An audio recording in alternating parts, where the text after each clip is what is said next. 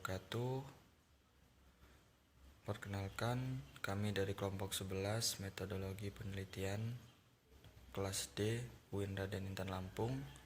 Di dalam video ini adalah salah satu pengumpulan tugas dari metodologi penelitian itu sendiri. Nah, tugasnya itu adalah apa sih pengertian dari definisi operasional. Nah, definisi operasional ini berguna pada saat kita membuat proposal pengajuan judul untuk skripsi. Nah, selanjutnya yang berguna untuk skripsi itu sendiri. Nah, jadi apa sih definisi operasional itu? Jadi definisi operasional itu bagaimana kita sebagai penulis mengartikan istilah-istilah dalam judul kita agar pembaca itu mudah untuk memahami arah atau apa sih kajian yang akan kita teliti dalam judul tersebut. Jadi begitu teman-teman untuk definisi operasional secara singkat. Semoga teman-teman mudah ya, karena ini udah saya sajikan semudah mungkin untuk dimengerti, bukan secara teori. Jadi itu sudah saya ringkas, saya coba untuk jelasin semudah untuk dipahami. Di sini saya akan menjelaskan sedikit definisi tentang definisi operasional variabel dan indikator dari judul pengaruh online customer review positif, negatif, dan moderat, rating dan diskon terhadap minat pembelian. Di sini saya akan menjelaskan sedikit variabel online customer review. Definisi operasionalisasi variabelnya adalah OCR adalah ulasan yang diberikan oleh konsumen terkait dengan informasi dari evaluasi suatu produk tentang berbagai macam aspek. Dengan adanya informasi ini, konsumen bisa mendapatkan kualitas dari produk yang dicari dari ulasan dan pengalaman yang ditulis oleh konsumen yang telah membeli produk dari penjual online. MO et al. 2015. Dan di sini ada beberapa indikator dari online customer review. Yang pertama itu ada online customer review yang positif, yaitu ulasan atau komentar positif yang diberikan oleh konsumen mengenai produk yang telah ia beli. Di sini indikator yang pertama itu adalah kualitas produk yang sangat baik. Jika kita membeli suatu produk dan kualitasnya sangat baik, kita dapat menulis review positif tentang produk yang telah kita beli tersebut. Yang kedua, ada keaslian produk dengan yang dideskripsikan di feed. Karena di sini keaslian produk itu dengan yang dideskripsikan itu harus sama. Jika tidak, maka akan menghasilkan online customer review yang negatif. Jadi kalau misalkan kita membeli produk, terus setelah barangnya sampai dia sama dengan yang dideskripsikan di feed, kita akan membuat online customer review yang positif di ulasan komentar produk tersebut. Terus yang ketiga di sini adalah penjual yang aktif merespon konsumen. Jadi di sini penjual juga harus aktif merespon konsumen agar konsumen itu tahu barang yang mau kita beli itu ada atau tidak. Jadi dari situ juga kita dapat menulis ulasan yang positif tentang toko tersebut. Yang kedua di sini ada online customer review yang negatif, yaitu ulasan atau komentar negatif yang diberikan oleh konsumen mengenai produk yang telah ia beli. Yang pertama di sini ada produk tidak sesuai dengan yang dideskripsikan.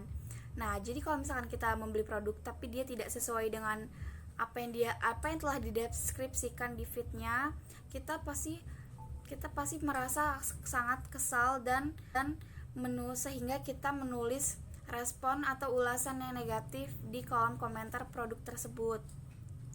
Terus yang kedua di sini ada pengiriman produk yang sangat lama. Nah, kalau misalkan kita membeli barang-barang online dan pengirimannya sangat lama, itu juga mempengaruhi online customer review yang negatif. Terus yang ketiga di sini ada produk yang sampai dengan cacat. Nah, di sini ada produk yang sampai dengan cacat, kemudian tidak boleh ditukar dengan barang yang lain, maka dari situ itu akan membuat online customer review yang negatif di kolom.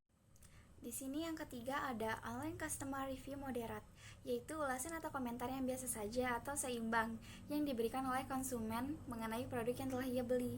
Yang pertama indikatornya yaitu konsumen yang telah berbelanja namun tidak memberikan ulasan produk tentang produk yang dibelinya.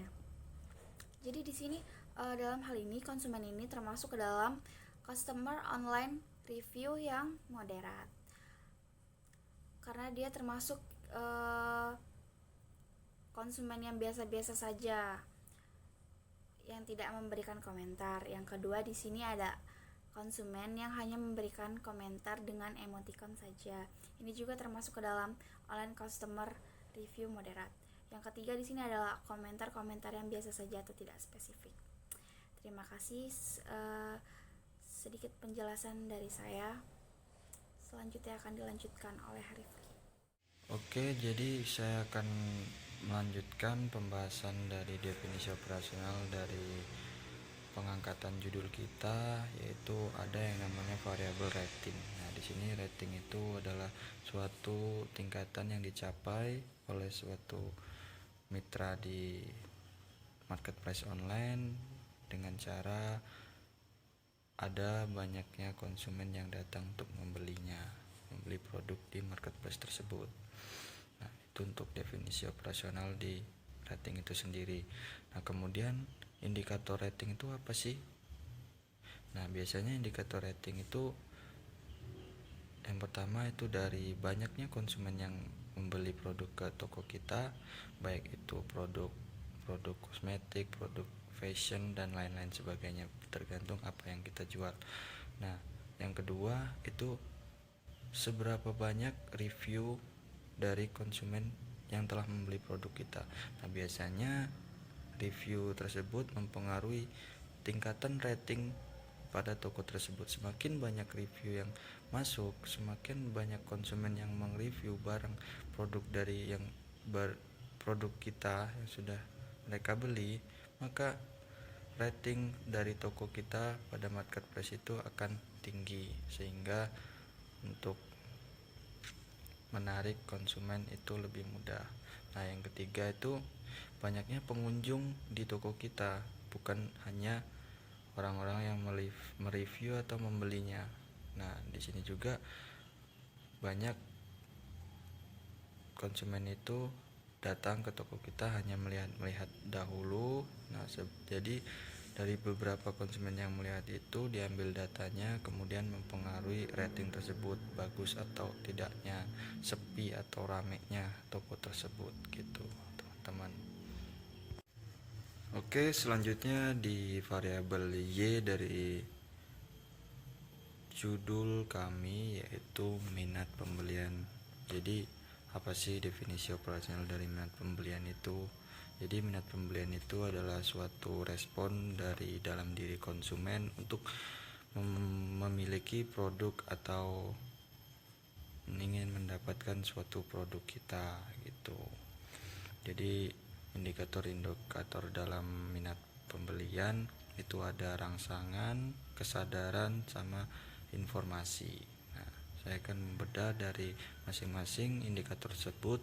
Yang pertama adalah rangsangan. Jadi ketika orang membuka marketplace dan ingin berbelanja produk secara online, dia melihat bagaimana visual grafis dari produk tersebut, apakah merangsang di bagian mata kita untuk selanjutnya melakukan transaksi atau pembelian. Nah, yang kedua, kesadaran.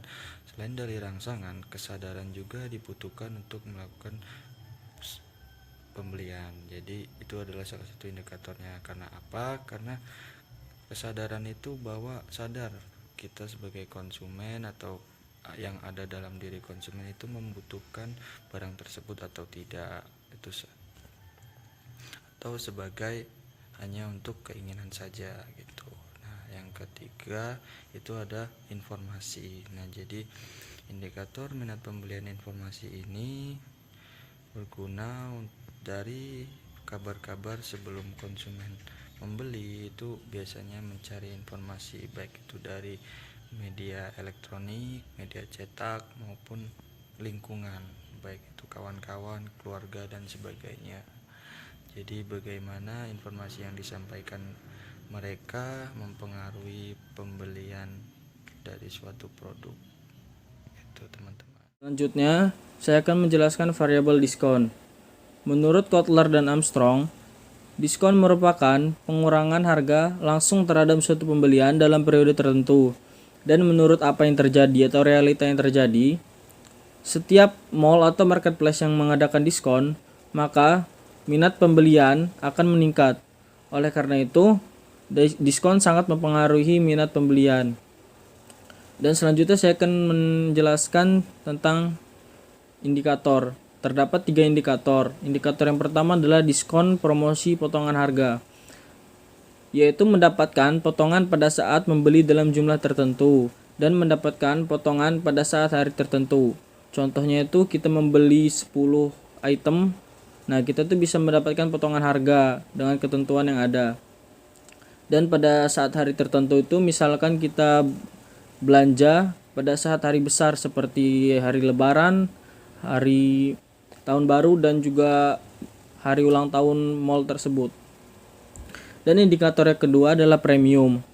Premium di sini nih seperti kita mempunyai kartu VIP saat berbelanja atau VIP mall tersebut, yaitu mendapatkan bonus pada pembelian produk tertentu dan mendapatkan bonus saat membeli dalam jumlah tertentu. Yang ketiga adalah sayembara, yaitu menggunakan tanda bukti pembayaran untuk mendapatkan bonus dan mengikuti permainan yang tidak memerlukan bukti pembayaran untuk bonus. Sekian penjelasan tentang variabel diskon, tentang definisi operasional variabelnya dan indikatornya. Terima kasih.